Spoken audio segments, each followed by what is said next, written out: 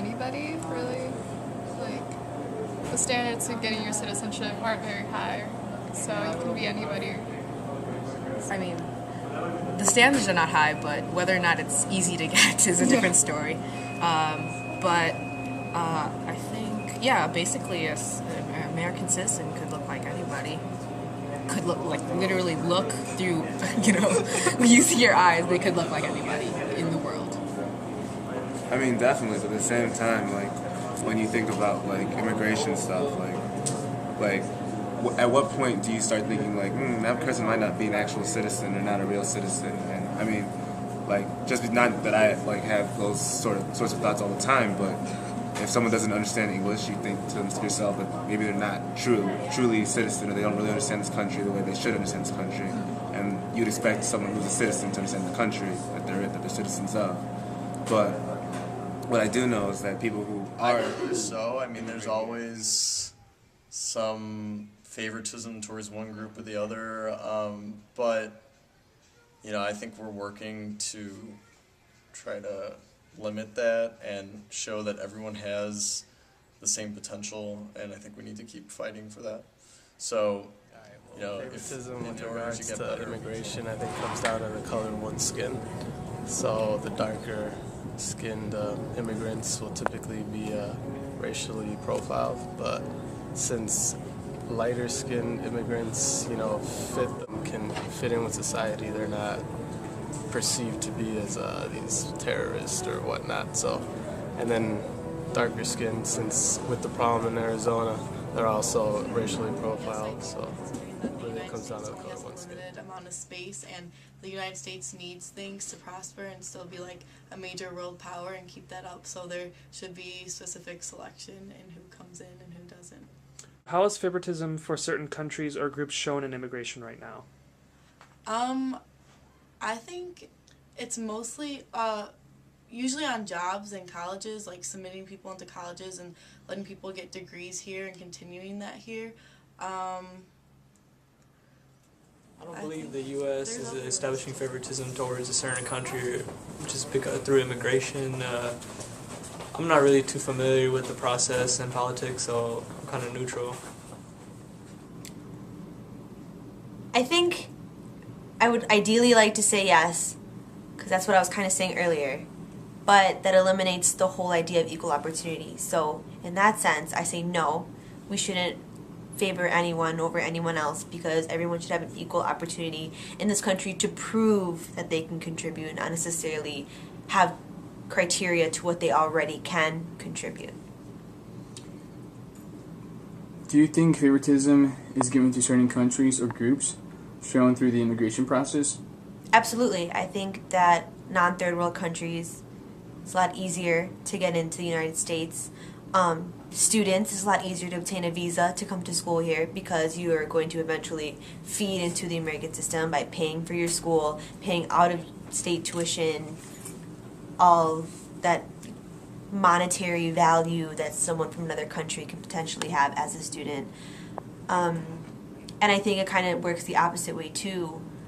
We show disfavor to companies that outsource, because they're not feeding money into America anymore. They're not contributing back. They're not giving jobs to the American people.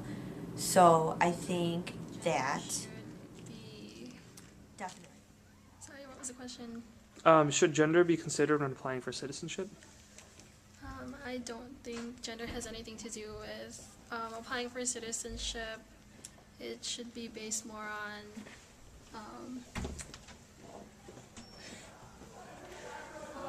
well, from what I've learned, just like taking different classes and as far as like immigration, with as far as gender, I've learned that usually it's like men are able to migrate more freely, and then women kind of, are either like go after their husbands are here, or if they do go by themselves, like the family kind of gets a little worried about them. But I don't think that I think that's something that was more like historical. I don't really think that it should matter anymore. I think that that it, in this day and age, like women and men have the same rights, the same like abilities, and I don't really think that gender should be taken into Americanization means nationalization of either a state's goods or policies. You just by tagging American in it, it's basically no different from globalization and how American industries are trying to westernise. Asianization is when you put the term, the stereotypical term Asian on a product or item or person. Negroization, well, it's when you, well, I believe that it's derogatory and it's not really true, and I don't believe it exists really. Okay, but what if the term existed? What do you think it would mean? The term Negroization. What it would mean? It would be the 18th century European view of Africa's labels on specific. What does the term Negroization mean to you? Negroization? Haven't really thought about that. I would probably think of a more minority term of African American, their culture, and trying to have other countries influenced by that. Okay, what about the term Asianization?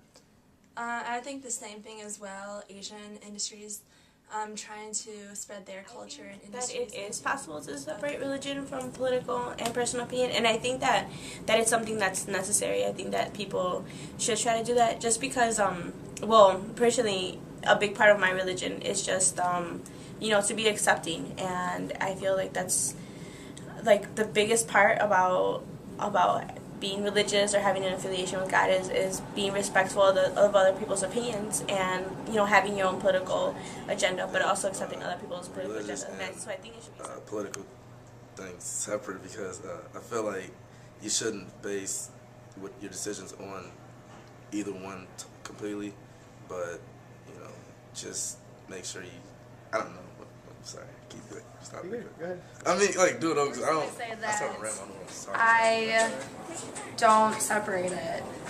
Neither do I. I mean, because, I think it does matter, because I definitely put my religious beliefs either side by side or above some political decisions. Yeah. But that's not just the only reason. That's not the only factor that I take into consideration when making. There's a lot of other factors that come into those decisions, and sometimes their other policies are more important than the religious views. Right. Obviously, the Obama administration, I think they were a bit more lenient on the abortion. Especially during the civil rights movement, you can definitely apply that to a lot of stuff going on. I feel like a lot of the movements that happened during that time and era were definitely founding stepping stones to a domino effect for other groups to kind of get equal rights in the United States, from African Americans to women liberation to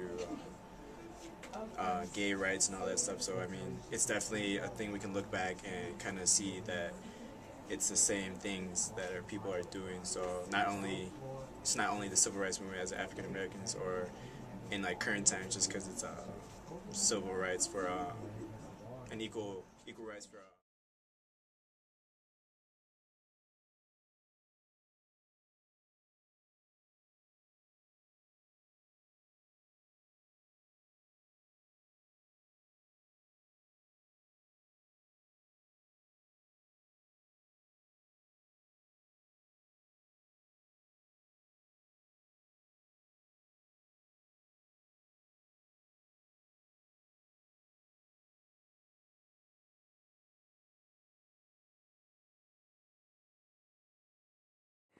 How do you feel about interviewing our campus? They need to take some more LLS Afro aids. They need to start taking